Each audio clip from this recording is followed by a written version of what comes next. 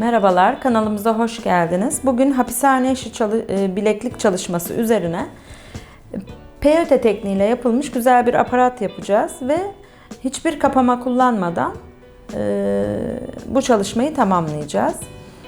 Öncelikle malzemelerimizi sayıyorum. 2 numara çin kristalimiz, oya ipimiz, yaklaşık 2 dizi aldım ve dizdim oya ipime.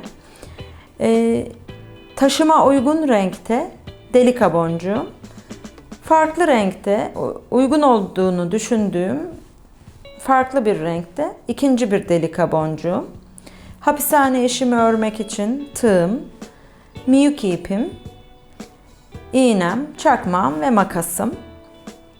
Öncelikle hapishane işi örgümü örerek başlıyorum çalışmama. Buradaki boncukları bu ipe aktarmam gerekiyor. Bunun da pratik bir yolu var. Bu şekilde tutuyorum ve iğnemi geçirebildiğim kadar geçirip buradan ipe aktarıyorum. Dökmemize gerek yok. Şimdi örgümüze başladık. Önce bir halka oluşturacağım. O yüzden yaklaşık 12-13 zincir çekiyorum. Şöyle. Şimdi bunu en baştaki ilmekle birleştirip bu şekilde bir halka oluşturuyorum. İstediğim sayıda örebilirim. Ben bileklik için 5'li bir örgü tasarladım. İnce olmasını istediğim için 5'li öreceğim. Bir tane boncuk aldım ve bunu hapsettim ilmeğimle. Ve bu hazırladığım halkanın ortasından geçerek buraya monte ettim onu. Şimdi sırayla 5 tane boncuğumu buraya monte edeceğim. 2 3 5 tane kristalimizi buraya örerek yerleştirdik.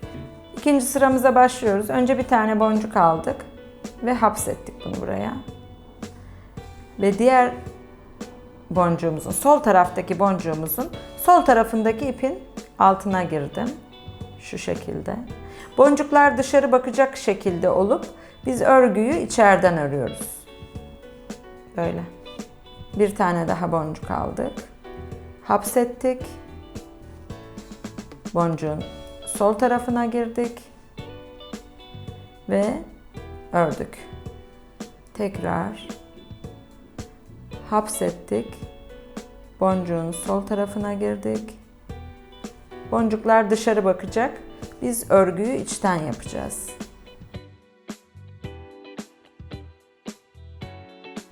Böylece ikinci sıramızda tamamlamış olduk. Devam ediyoruz örgümüze. Bileklik boyutuna gelene kadar hapsettik. Boncuğun sol tarafına girdik. Ve üstteki boncukları kullanıyoruz. Aşağıdaki boncukları kullanmıyoruz. Hapsettik. Boncuğun sol tarafına girdik. Ve ördük.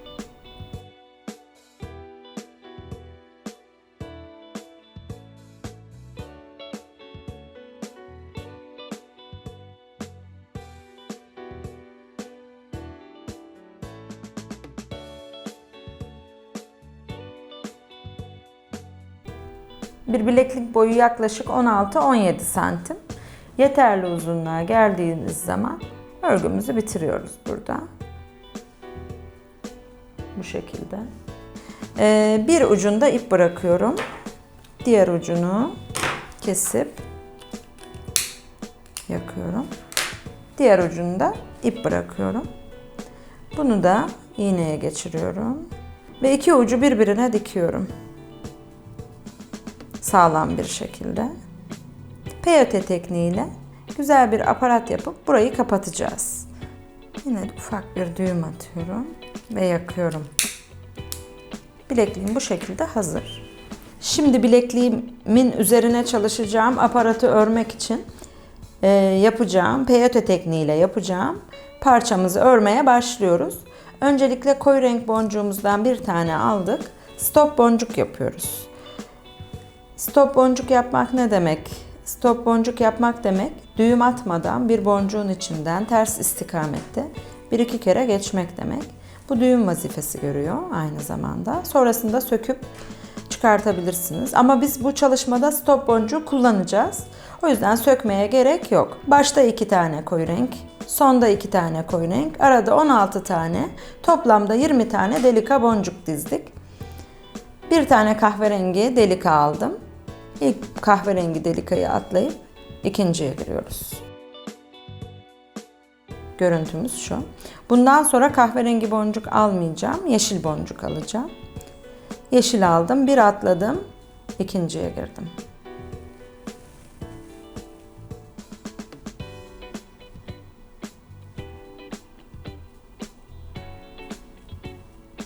Şöyle. Tekrar yeşil boncuk aldım. Bir boncuk atladım. İkinciye giriyorum.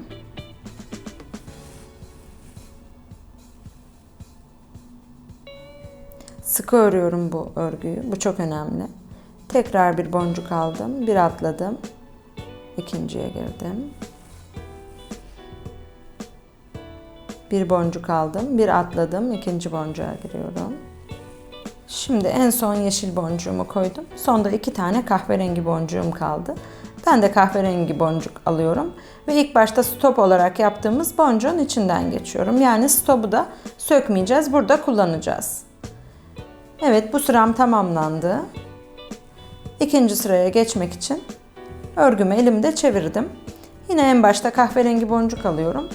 Bundan sonrasını yapmak çok daha kolay. Çünkü sadece yüksekte duran, yine bir atlayıp ikinci boncuğa gireceğiz ama burada görüntü daha netleştiği için daha kolaylaşıyor. Yüksekte duran boncuğa girmiş oluyoruz. Yine en başta ve en sonda kahverengi boncuk kullanacağız. Aralarda sadece yeşil boncuk kullanacağız. Bu şekilde örgümüzü örmeye devam edeceğiz. Yeterli miktarda peyotemizi ördük. Bunu bileziğimizin üzerine şu şekilde dikeceğiz birazdan. Dikmeden önce dikkat edeceğimiz bir iki şey var. Onlara ben anlatmak istiyorum. Birincisi, fermuar dişlisi gibi birbirinin arasına girmesi gerekiyor.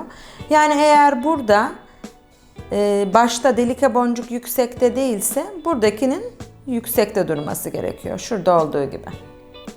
O zaman çok daha rahat dikeriz. Şöyle başlıyoruz. Bileziğimizi aldık. İçinden geçirelim. Demin birleştirdiğimiz noktaya özellikle yapıyoruz. Şimdi ipimiz burada. Ben bir buradan, bir buradan alıyorum. Tekrar bir buradan, bir buradan alıyorum.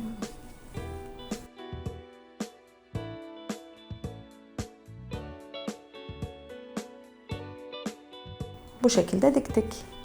Şimdi tabii bu son aşamada şurayı kapatmamız gerekiyor. Evet. Burayı da yaptık. Gördüğünüz gibi.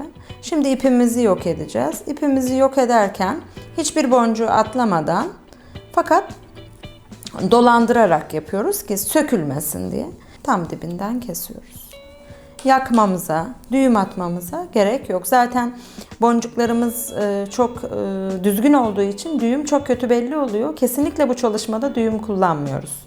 Evet, bilekliğimiz hazır.